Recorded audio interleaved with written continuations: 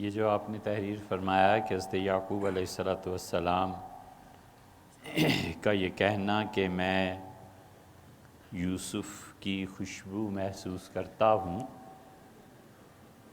تو قرآن کریم میں یہ بات آئی ہے، اور ان کے چہرہ مبارک پہ ان کے بیٹے کا کرتا ڈال لینے سے ان کی بینائی کا لوٹنا، یہ بھی قرآن کریم میں آیا ہے۔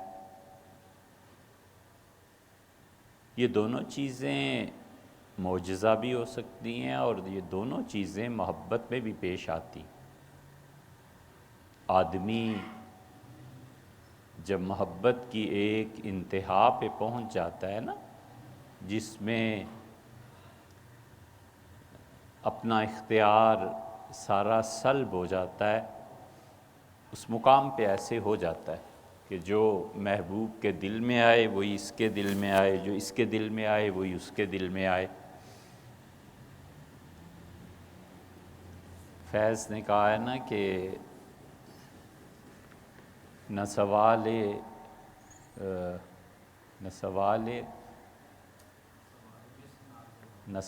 وصل، نہ عرض غم، نہ حکایتیں نہ شکایتیں، تیرے عہد میں دل زار کے سبھی اختیار چلے گئے۔ تو جو اختیارات چھن جاتے ہیں نا اور آدمی اس محبت میں فنا ہو جاتا ہے، تو یہ بالکل انسانی فطرت میں اللہ نے رکھا ہے کہ آدمی کشش محسوس کرتا ہے۔ اور یہ کوئی ایسی چیز نہیں ہے کہ صرف معجزے میں ہو۔ حضرت عثمان رضی اللہ عنہ کے متعلق آپ نے نہیں سنا؟ سیدنا عثمان رضی اللہ عنہ کے ہاں جب اولاد کا جنم ہوتا تھا تو بچہ جب بھی خواتین پیش کرتی تھیں تو اسے سونگتے تھے۔ کسی نے کہا امیر المومنین یہ کیوں ہے؟ تو انہوں نے کہا تھا کہ میرے بیٹے یا اس بیٹی کو زندگی میں کہیں تکلیف پہنچے تو اس کا اثر میری روح تک بھی پہنچے۔ سینکڑوں واقعات آپ کو ایسے ملیں گے۔ سیدنا حسین ابن علی رضی اللہ عنہ کے ساتھ جو کربلا میں ہوا ہے، اس کا اثر عالم قدس تک پہنچا ہے۔ عبداللہ ابن عباس رضی اللہ عنہ کہتے ہیں کہ میں نے رسول اللہ صلی اللہ علیہ وسلم کو خواب میں دیکھا، تو سر مبارک پہ بھی کوئی چیز نہیں تھی، اور داڑھی میں بھی مٹی کے اثرات، اور چہرہ مبارک بھی ایسا دھند تھی، غبار تھا۔ تو میں نے ایک عرض کیا کہ اللہ کے رسول کیا ہو گیا ہے؟ اور میں نے دیکھا شیشے کا ایک برتن ہے۔ شیشہ چونکہ پاک اور بہت ہی نفیس سمجھا جاتا ہے، تو اس میں خون کے لوتھڑے اٹھا اٹھا کر ڈال رہے ہیں۔ تو میں نے عرض کیا یہ کیا ہو گیا آپ کو؟ تمہیں پتہ نہیں حسین کے ساتھ کربلا میں کیا ہوا ہے؟ یہ اپنے بچوں کا خون جمع کر رہا۔ تو جب اٹھے تو انہوں نے کہا اس تاریخ کو لکھ لو، یہ البدایہ والنہایہ میں ابن کثیر نے لکھا ہے، ان کا لکھ لو اس تاریخ کو۔ تو جب بعد میں اطلاع پہنچی وہی تاریخ تھی۔ تو یہ محبتوں میں ہو جاتا ہے۔ نفس جو ہے نا انسان کا، بنیادی طور پہ نفس نام ہے ایبلٹی آف لو، محبت کی استعداد کا۔ آدمی اس ایبلٹی کو جتنا نیچے استعمال کرتا ہے اتنا ہی ذلت میں گرتا ہے، اور جتنا سفلی چیزوں سے، فنا ہو جانے والی چیزوں سے، مٹ جانے والی چیزوں سے، خدا کی نافرمانی کی چیزوں سے جتنا یہ عشق بڑھتا جائے گا اتنا ہی رسوا ہوگا۔ اور یہ استعداد نفس جب اوپر کی طرف اٹھتی ہے نا، روح ہے، خدا ہے، اس کی صفات ہیں، اس کی ذات ہے، عالم ارواح ہے، عرش ہے، یہ آسمانوں کی طرف اوپر جب اٹھتی ہے یہ استعداد نفس کی، تو وہ پھر جتنا اوپر چلا جاتا ہے اتنی ہی خاموشی بھی طاری ہو جاتی ہے، اتنا ہی انقطاع بھی طاری ہو جاتا ہے۔ پھر اس پہ سلطنت شب کے اسرار کھلتے ہیں، پھر اللہ کا قرب اور فرشتوں کا قرب اسے جس حال میں لے جاتا ہے نا، پھر وہ گنگا ہی ہو جاتا ہے۔ اسی لیے حضرت مجدد رحمۃ اللہ نے فرمایا کہ حیرت میں اضافے کے علاوہ کچھ نہیں۔ تو حضرت یعقوب علیہ السلام کا یہ خوشبو محسوس کرنا اتنے دور سے بالکل ٹھیک ہے۔ حضرت رسالت مآب صلی اللہ علیہ وسلم کے ہاں بھی ایسی چیزیں مل جائیں گی کہ نبی کریم صلی اللہ علیہ وسلم لوگوں کا قرب محسوس کرتے تھے۔ صحیح بخاری میں نہیں آیا، اب کتنی حدیثوں کا انکار کرنے، صحیح بخاری میں آیا ہے کہ حضرت اسماعیل علیہ السلام اپنے گھر داخل ہوئے اور انہوں نے اپنی بیوی سے پوچھا کہ مجھے خوشبو آ رہی ہے، ایسے لگتا ہے ایسے کوئی آدمی آیا ہے یہاں۔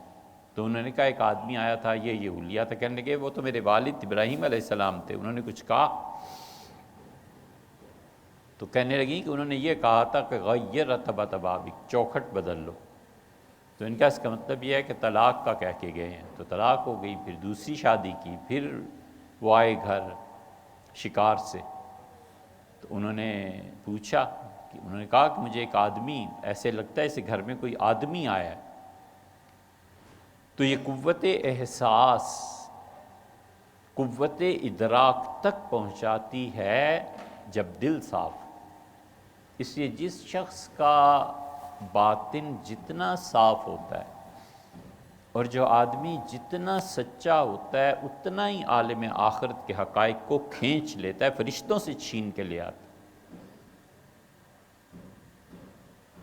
اسی لیے رسول اللہ صلی اللہ علیہ وسلم فرمایا تھا اصدقہم حدیثاً اصدقہم رؤیاً۔ قیامت کے قرب میں جب تمہیں رہنمائی کے لیے کوئی آدمی نہیں ملیں گے نا، تو تم میں جو آدمی جتنا سچ بولے گا خواب میں اتنی صحیح رہنمائی اس کی جائے گی، کیونکہ اللہ اپنی مخلوق کو رہنمائی کے بغیر تو نہیں چھوڑ سکتا۔ تو اس سے یہ ہو جایا کرتا ہے، کوئی ایسی بڑی بات نہیں ہے۔ اور اس کی انتہا بھی ہو جاتی ہے، وہ انتہا یہ ہو جاتی ہے کہ اس محبت میں فنائیت کے بعد کبھی کبھی اپنا جسم اس کا جسم محسوس ہونے لگتا ہے۔ کئی منٹ گزر جاتے ہیں اور آدمی خود حیران ہوتا ہے کہ میں کیا ہو گیا ہوں، میں تو وہی بن گیا ہوں جو وہ ہے۔ اس لیے اس مقام پہ پہنچ کے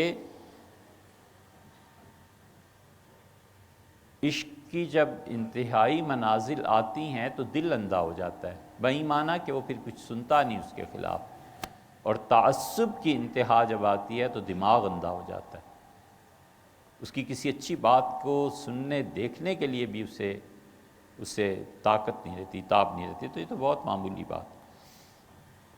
مصیبت اور آزمائش میں گناہ معاف ہو جاتے ہیں، ایسے ہے تو کیا مصیبت اور آزمائش کسی گناہ کے؟ نہیں، دونوں میں فرق ہے۔ مصیبت کا آ جانا جو ہے نا وہ جبری ہے، اس کی نفی نہیں کی جا سکتی۔ اللہ کا جبر مصیبت کو نافذ کر دیتا ہے۔ دو چیزیں الگ الگ ہیں، ایک ہے فطرت اور ایک ہے ہدایت۔ ہدایت ہمیشہ انسان کے اختیار میں رکھی گئی ہے، اسی لیے تو دعا ہر نماز میں اہدنا الصراط المستقیم، ہدایت انسان کے اختیار میں ہوتی ہے۔ اگرچہ یہ بات الگ ہے کہ اللہ کے اصل میں اختیار میں ہوتی ہے، لیکن انسان کو ہدایت پر اختیار ہوتا ہے۔ اذان ہوگی، نماز پڑھو نہ پڑھو تمہاری مرضی، روزے رکھو نہ رکھو تمہاری مرضی۔ اور ہدایت کے اختیار سے بھی بڑی چیز فطرت ہے، اور فطرت جبراً نافذ کی جاتی ہے، کوئی آدمی اس سے نہیں بچ سکتا۔ زلزلہ آ جائے، سیلاب آ گیا، پوری کوشش کے باوجود کہ قرض سے بچے قرض میں پھنس گیا۔ اس اگلے فکرے کا کوئی غلط مطلب نہ لے لینا، اگر لوگے تو تم ذمہ دار ہو، میں نہیں۔ ولیعذ باللہ کبھی کبھی جبراً بدکاری نافذ ہو جاتی ہے، اس پہ کوئی حل نہیں۔ فطرت کا جبر آدمی کچھ نہیں کر سکتا۔ اسی طرف اشارہ فرمایا ترمذی وغیرہ کی روایات میں، رسول اللہ صلی اللہ علیہ وسلم سے پوچھا گیا تو آپ نے فرمایا کچھ کر لو، جس بچے نے دنیا میں آنا ہے اس نے آنا ہی ہے، تدبیریں تمہاری کچھ فائدہ نہیں دیں گی۔ یہ جبر ہے نا، جس روح نے آنا ہے۔ اور اسی لیے فرمایا کہ تم میں سے ہر شخص کے لیے اس کے نصیب میں جتنا زنا لکھ دیا گیا ہے وہ لا محالہ اسے پہنچ کے رہے گا، چاہے وہ کچھ بھی کرے۔ تو جبر ہے فطرت کا۔ اس پہ اگلی بحث اٹھتی ہے کہ پھر سے گناہ کیوں ہوتا ہے، پھر اس سے اگلی بحث اٹھتی ہے کہ اس کے گناہ کا آخرت میں بنے گا کیا۔ یہ ساری باتیں مثنوی میں معروم نے لکھی ہیں بڑی تفصیل سے، اسے دیکھنا چاہیے، اسے پڑھنا چاہیے۔ پڑھتے آپ نہیں نا تو آپ کیا کریں گے؟ تو اس لیے جبر تقدیر کا نافذ ہو کے رہتا ہے، اور بسا اوقات اس کا اتنا اللہ کی تقدیر کا اثر بالکل ختم نہیں ہوتا۔ بسا اوقات یہ ہو جاتا ہے البتہ کہ ایک آدمی کی عمر کے متعلق لکھ دیا گیا کہ یہ جب 60 سال کا ہوگا تو اس عورت کے ساتھ ایسے ایسے ہو جائے گا، ہو جاتا ہے، اور وہ ولایت کے اس درجے تک پہنچ گیا ہوتا ہے کہ اب اس کے لیے یہ گناہ اور یہ چیزیں بڑی بہت دور ہو جاتی ہیں، تو یہ حالت اس کی خواب میں طاری کر دی جاتی۔ تو کیا ہوا؟ خواب میں ہو گیا تو غسل واجب ہو گیا، بس ختم ہوئی بات۔ اللہ کی تقدیر اس طرح نافذ ہوتی ہے، اور یہ قرآن کریم میں بھی ہے۔ یہ اسی لیے ہم بار بار ریفرنس قرآن کا اور حدیث کا دیتے ہیں کہ جو لوگ پڑھتے نہیں ہیں نا وہ صوفیہ کو خام خواہ بدنام کرتے پھرتے ہیں۔ قرآن کریم میں کیا آیا ہے؟ اللہ تعالیٰ نے فرمایا کہ اس نے قسم کھائی کہ اپنی بیوی کو کوڑے لگائے گا، تو جب وہ ٹھیک ہو گیا، نعم العبد، ہمارا بہت ہی اچھا بندہ تھا، بڑا اللہ کو اس سے پیار تھا۔ ایک ہے بندے کو خدا سے محبت ہو جانا، اور ایک ہے کہ ذات باری تعالیٰ خود اس کی طرف رجوع فرما لے۔ اس سے عائشہ رضی اللہ عنہ کی روایت بخاری میں آئی ہے نا، رسول اللہ صلی اللہ علیہ وسلم ان کنت ملمت بالذنب، عائشہ جو لوگ تہمت لگا رہے ہیں تم پہ، اگر یہ واقعی سچ ہے فاستغفری لربک، اپنے رب سے معافی مانگ لے۔ فإن العبد اذا اعترف بذنبہ، آدمی جب گناہ کے بعد توبہ کرتا ہے تو تاب اللہ علیہ، اللہ خود اس کی طرف آتا ہے۔ یہ مقام آ جائے جب کسی انسان کا، قرآن کریم میں آیا ہے کہ اسے قسم کھا لی کہ اپنی بیوی کو کوڑے لگائے گا۔ اب صحت مندی کے بعد، ٹھیک ہو جانے کے بعد، بیوی سے تعلق، پیار، محبت سب کچھ تھا، مارے اب کیسے اسے؟ اللہ نے کہا، ہم نے کہا کہ ایک شاخ توڑ لو، فضرب بہی، اور اس شاخ کو اس کے جسم سے لگا دو، مار دو، ولا تحنس، ہم تمہاری قسم نہیں ٹوٹنے دیں گے۔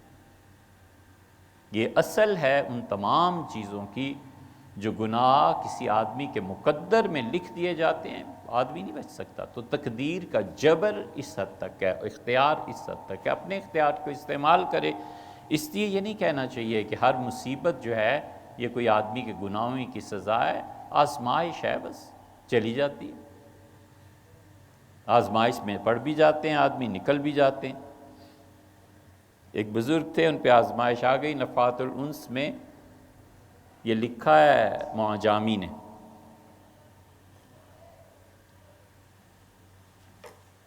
ان کے سر کے بال لمبے ہو گئے، آزمائش کیا آئی؟ پیسے کوئی نہیں، تو جنگلوں میں وہ گزارا کر لیتے تھے کچھ چن کے، کھا پی کے، تو بال لمبے ہو گئے تو جوئیں پڑ گئیں، اب وہ کاٹتی تھیں، تکلیف ہوئی، تو ایک دن عرض کیا کہ اتنے ہی دے دیتے کہ بال کٹوا لیتا۔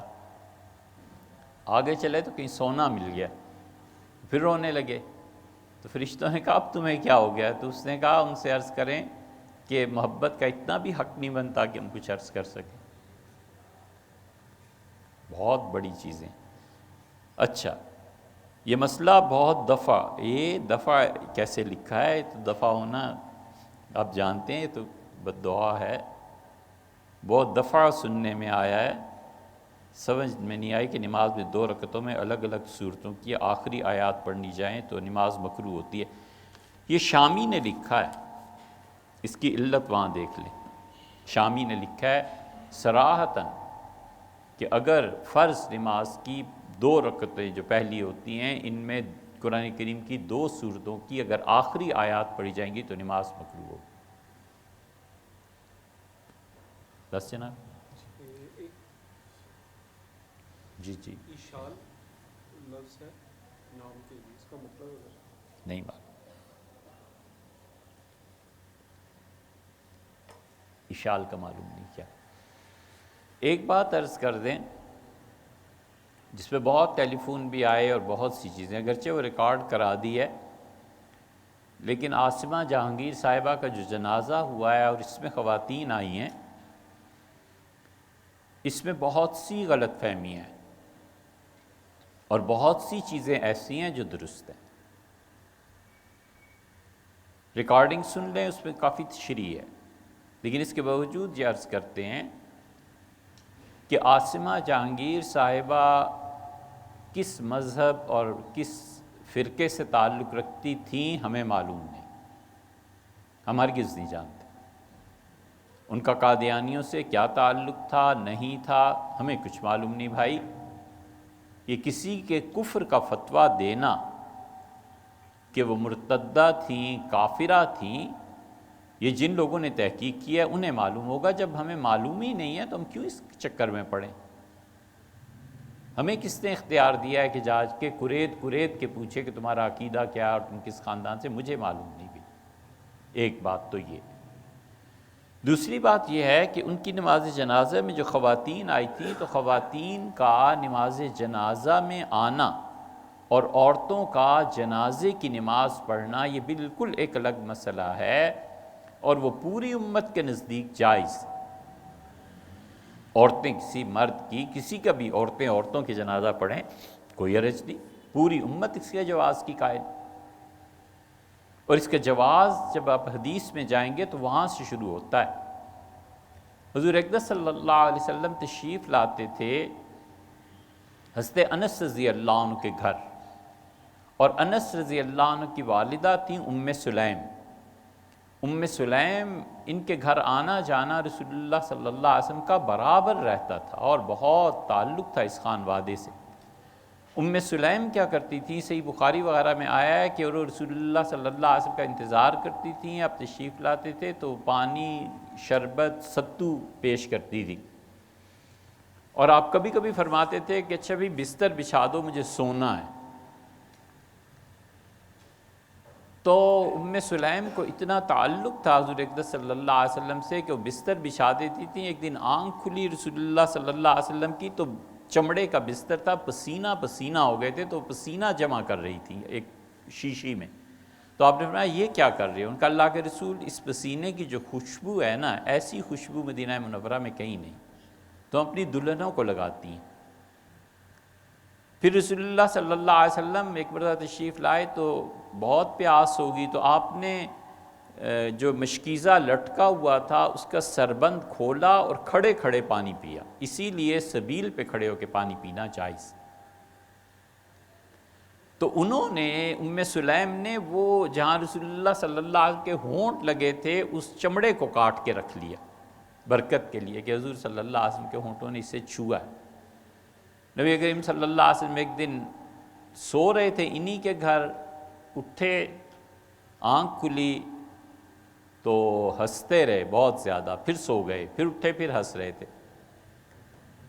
تو ام سلیم نے کہا اللہ کے رسول آپ نے یہ کیا آج معاملہ ہے؟ تو آپ نے فرمایا میں نے خواب میں دیکھا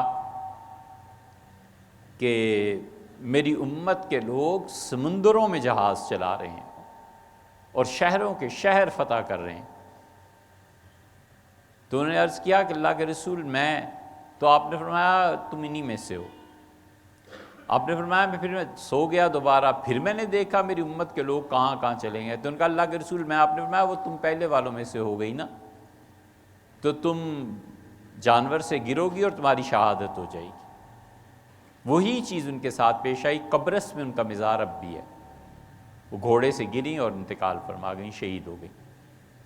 ان ام سلیم کا ایک بیٹا تھا عمیر، اور عمیر کے پاس ایک پرندہ تھا، طوطے جیسے ہوتے ہیں، تو وہ بچہ اس پرندے سے بڑا تعلق تھا، پنجرے کے پاس رہتا تھا۔ حضور صلی اللہ علیہ وسلم کے گھر تشریف لاتے تھے تو پوچھتے تھے کہ یا ابا عمیر ما فعل النغیر، عمیر تمہارے نغیر کا کیا بنا؟ عمیر اور نغیر ہم وزن ہے نا، تو وہ ایک طرح کا ایک مصرع بن جاتا تھا۔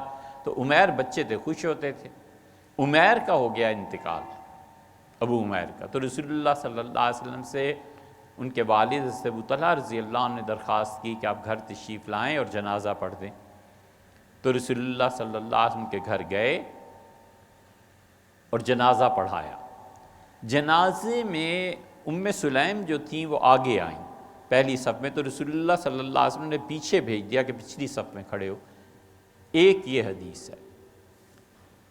دوسری حدیث حضرت ام المومنین حضرت عائشہ رضی اللہ عنہا کی آتی ہے، روایات بخاری میں ہر جگہ ملے گی آپ کو، کہ حضرت سعد رضی اللہ عنہ کا جنازہ لایا گیا، اور سعد رضی اللہ عنہ نے جب مدینہ منورہ میں سیدنا علی رضی اللہ عنہ کی خلافت وغیرہ کا دور آیا ہے تو یہ نابینا ہو گئے تھے، تو سیدنا علی رضی اللہ عنہ کے ساتھ تھے۔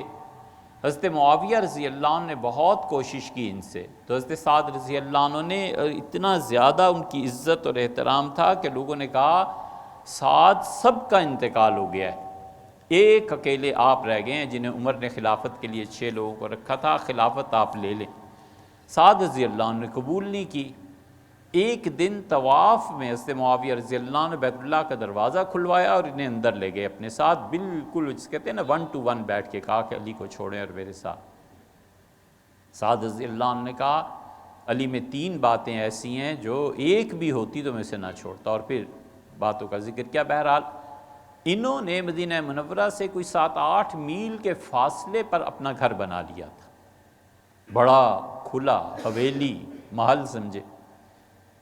اور سعد رضی اللہ عنہ جب انتقال ہوا ہے تو 7-8 میل سے یہ جنازہ لایا گیا ہے جنت البقیع میں، اور جب جنازہ آنے کی اطلاع ہوئی امہات المومنین کو تو رسول اللہ صلی اللہ علیہ وسلم کی جتنی بھی بیویاں زندہ تھیں انہوں نے کہا کہ سعد کا جنازہ لاؤ، پہلے مسجد نبوی میں ہم نماز پڑھیں گی۔ یہ جتنی روایات ہیں نا سعد رضی اللہ عنہ کا چین میں مزار ہے، سب جھوٹ ہے، بالکل غلط ہے۔ حضرت رسالت مآب صلی اللہ علیہ وسلم کے شہر اور صحابہ کرام رضی اللہ عنہم ان کے دوستوں کے بارے میں اللہ دعوے سے معاف رکھے، مگر ہم سے زیادہ کون جانتا ہے یار۔ سیدنا علی رضی اللہ عنہ کے 17 مزار ہیں، سب جھوٹ ہے۔ ایک مزار جو کوفہ میں ہے وہ بالکل صحیح، سعد رضی اللہ عنہ کے جو چین میں مزار ہے کچھ نہیں ہے۔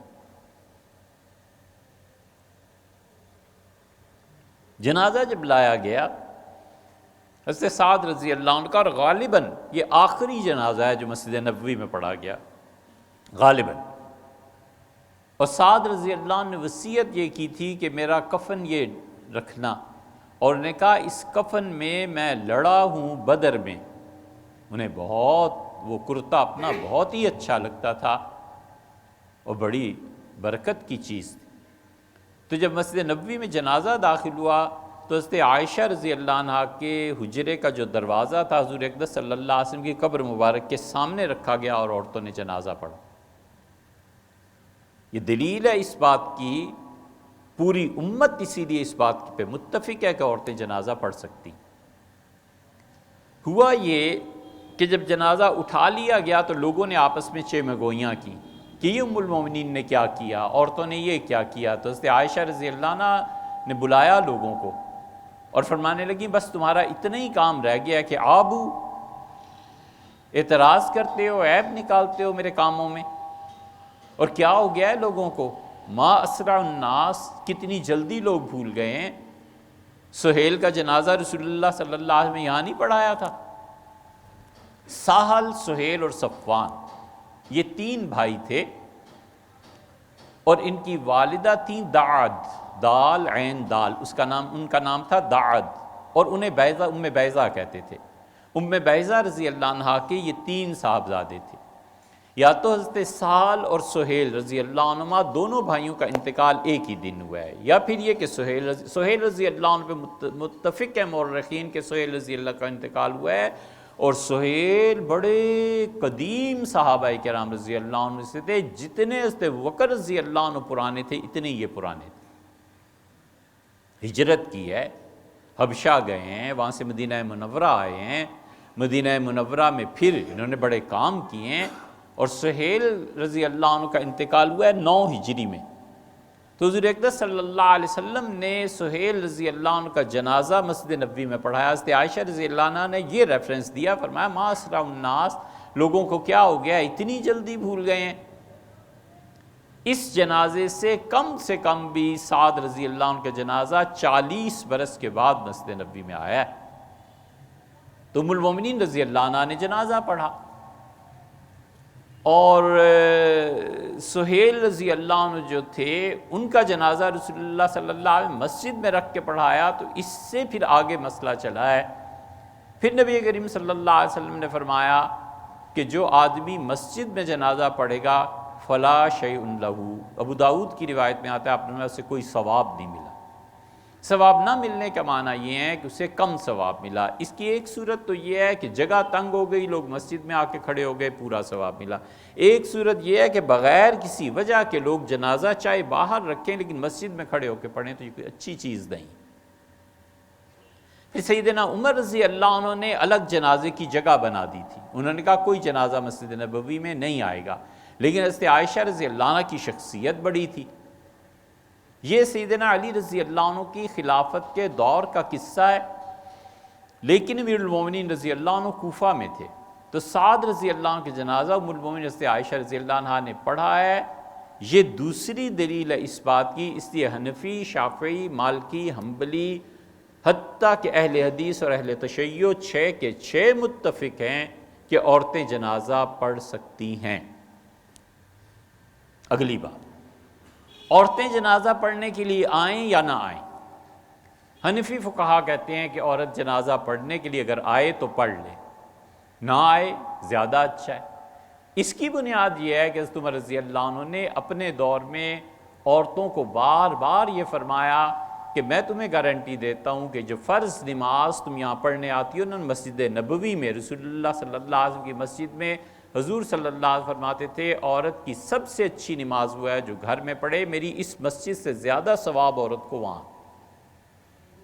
اور فرماتے تھے کہ تم میں سے کوئی عورت گھر کے صحن میں نماز پڑھے، اس سے زیادہ ثواب ہے کمرے میں پڑھے، اور کمرے سے بھی زیادہ ثواب ہے کہ پچھلی کوٹھڑی میں پڑھے۔ تو سیدنا عمر رضی اللہ عنہ نے چونکہ پابندی لگا دی تھی اور عورتیں نہیں آتی تھی مسجد نبوی میں، حنفی فقہا نے اصل میں اس کو لیا ہے، اس لیے نماز جنازہ ہمارے ہاں عورتیں نہیں پڑھتی، ہمارے ہاں یہ چلی ہے، اور مالکیوں کے ہاں بھی یہ چلی ہے۔ مالکیوں کا امام مالک رحمۃ اللہ سے پوچھا گیا کہ حضرت اگر جنازہ ہو اور عورتوں کے علاوہ کوئی نہ ہو تو ان کا ایک ایک عورت کر کے پڑھے، عورتیں جماعت نہیں کریں گی۔ حنفیوں سے پوچھا گیا تو انہوں نے کہا عورتیں صفیں بنائیں، اور ان میں امامت کے لیے کوئی عورت آگے نہیں کھڑی ہوگی، پہلی صف میں درمیان میں کھڑے ہو کے وہ تکبیریں کہیں اور سب اپنا اپنا جنازے اپنے نماز جنازہ پڑھیں۔ اسی لیے حنفی فقہا میں کچھ لوگ قائل ہوئے ہیں کہ عورت کے لیے جماعت جنازے کے ساتھ آنا یہ مکروہ ہے۔ وجہ اس کی وہ سیدنا عمر رضی اللہ عنہ کی بات ہے جو پہلے آپ سے عرض کر دی۔ حنفیوں سے جب پوچھا گیا کہ ایک آدمی مرد عورت کوئی ہے اور عورتوں کے علاوہ کوئی نہیں تو جنازہ پڑھیں، حنفی فقہا نے کہا کہ اس طرح پڑھیں۔ امام مالک رحمۃ اللہ نے فرمایا واحدتم بعد واحدتن، ایک کے بعد ایک کے بعد ایک عورت پڑھے، لیکن مالکیوں میں جو بعد کے ان کے ائمہ آئے ہیں مجتہدین، انہوں نے امام مالک رحمۃ اللہ علیہ کی اس قول میں تھوڑی سی اجتہاد کی بات کی ہے۔ انہوں نے کہا دیکھو اس سے سنت ٹکراتی ہے۔ امام مالک رحمۃ اللہ علیہ فرماتے ہیں کہ ایک ایک عورت جنازہ پڑھے گی تو یہ تو کتنی دیر ہو جائے گی، اور تعجیل جنازے میں جلدی پڑھنا اس کا سنت ہے۔ رسول اللہ صلی اللہ علیہ وسلم فرمایا جلدی پڑھو، تو وہ ہمارے قول پہ آ گئے حنفیوں کے مطابق۔ انہوں نے کہا عورتیں صفیں بنائیں اور جنازہ پڑھیں۔ تو اس لیے عورتوں کا جنازہ پڑھنا بالکل جائز ہے، کسی نے منع نہیں کیا۔ اب آخری بات یہ آ گئی کہ عورتیں مردوں کے ساتھ کھڑی ہوں، اس سے عورتوں کی نماز تو مکروہ ہوگی ہوگی، مردوں کی نماز بھی مکروہ ہو جائے گی، اس لیے کہ کوئی آدمی نہیں جانتا کسی کے کیا خیالات ہیں اور کیا چیزیں۔ تو کیوں لوگوں کو ایک آزمائش میں ڈالا جائے؟ عورتوں کو چاہیے کہ جنازہ اگر پڑھنی ہے تو پیچھے کھڑے ہو کے پڑھیں، مردوں کے ساتھ پڑھنے کی کوئی وجہ بھی نہیں ہے اور نہ شرعاً اس کی اجازت ہے۔ یہ اس سارے جنازے کا قصہ۔